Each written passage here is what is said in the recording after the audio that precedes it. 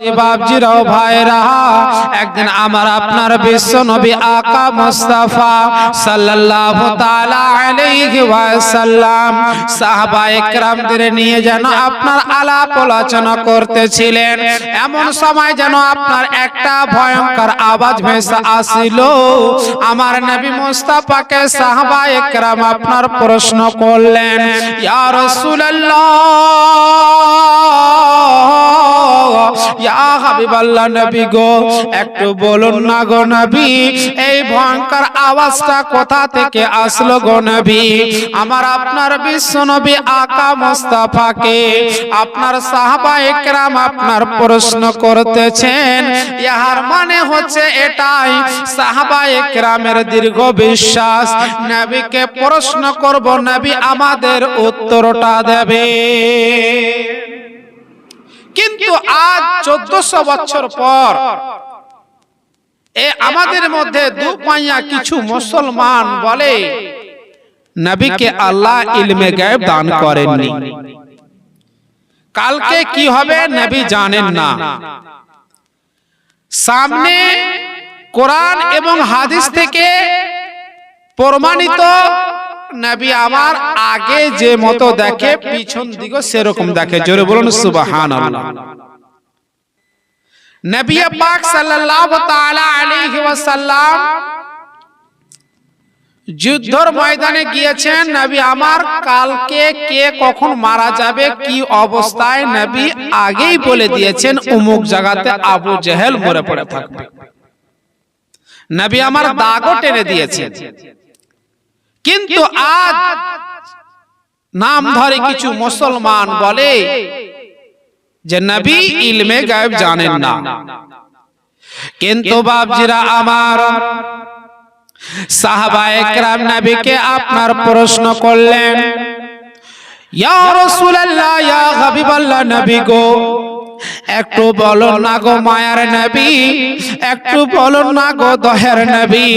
আমার নবীকে বললেন, ইয়া রাসূলুল্লাহ, এই ভয়ঙ্কর আওয়াজটা আপনার কোথা থেকে আসলো গো নবী?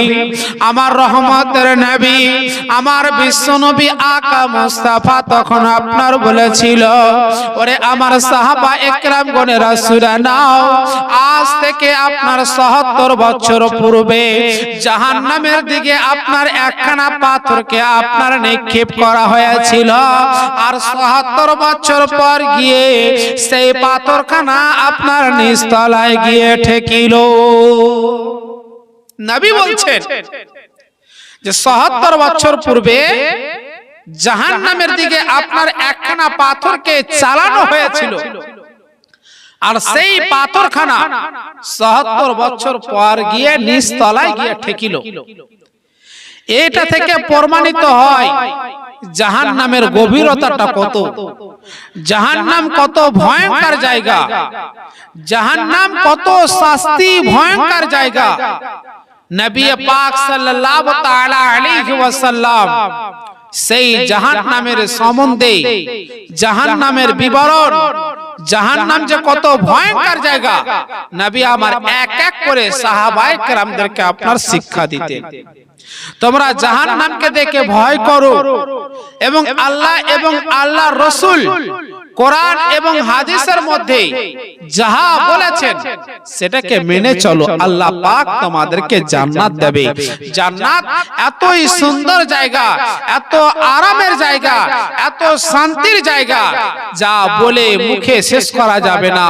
আর জাহান্নাম এত ভয়ঙ্কর জায়গা, নবী আমার বলছেন আজ থেকে ৭০ বছর পূর্বে আপনার জাহান্নামের দিকে একখানা পাথরকে চালানো হয়েছিল, আর ৭০ বছর পর গিয়ে সেই পাথরখানা নিচতলায় গিয়ে ঠেকে, নিচতলায় গিয়ে আপনার পড়ে। তো ইহা দ্বারা বোঝা যায় যে জাহান্নামের গভীরতাটা কত। কিন্তু মুসলমান, আজ আমরা অধিক অংশ মুসলমান খারাপ কাজের মধ্যে লিপ্ত। আজকাল আমরা অধিক অংশ মুসলমান খারাপ কাজের মধ্যে লিপ্ত, কেউ জেনার মধ্যে লিপ্ত, কেউ শরাবের মধ্যে লিপ্ত, কেউ সুদের মধ্যে লিপ্ত, কেউ আপনার দাঙ্গাবাজির মধ্যে লিপ্ত। হে যুবক, আপনি কি জানেন নবী মুস্তাফা সাল্লাল্লাহু তাআলা আলাইহি ওয়াসাল্লাম এই ইসলামকে কায়েম করার জন্য, এই ইসলামকে প্রচার করার জন্য কতই না কষ্ট করেছেন, কতই না মারধর খেয়েছেন। নবীকে আমার আঘাত করা হয়েছে, নবী আমার আপনার রহমাতুল লিল আলামিন এই ইসলামকে প্রচার করার জন্য সেই মক্কা নগরের লোকেরা নবীকে আমার এতই মারধর করেছেন, নবী মুস্তাফার সর্বশরীরখানাকে আপনার রক্তাক্ত করে দিয়েছেন। নবী আমার বরদোয়া করেননি, নবী আমার তাদের জন্য গজব চাননি। আমার নবী বলেছেন, হে আল্লাহ, আমার মক্কা নগরের লোকেরা আমাকে চিনতে পারেনি, হে আল্লাহ তাদের প্রতি আল্লাহ তুমি গজব নাজিল করিও না, হে আল্লাহ তাদের প্রতি আল্লাহ তুমি রহমত নাজিল করিও এবং তাদের মধ্যে এমনই জ্ঞান দান করিও যেন আমি নবী মুহাম্মদ রাসূলুল্লাহকে যেন তারা চিনতে পারে। নবী আমার এটাই দোয়া করতেন। কিন্তু আজ আমরা মুসলমান বলি আমরা মুখে নবী কা দামান, নবীর আশিক, নবীর প্রেমিক, কিন্তু নবীর চরিত্রকে আমরা ফলো করে চলি না। নবী আমার 63 বছর ধরে এই পৃথিবীর বুকে চলাফেরা করেছেন, ইসলাম প্রচার করেছেন, দ্বীনে ইসলামের খিদমত করেছেন, ইসলামকে প্রচার করেছেন।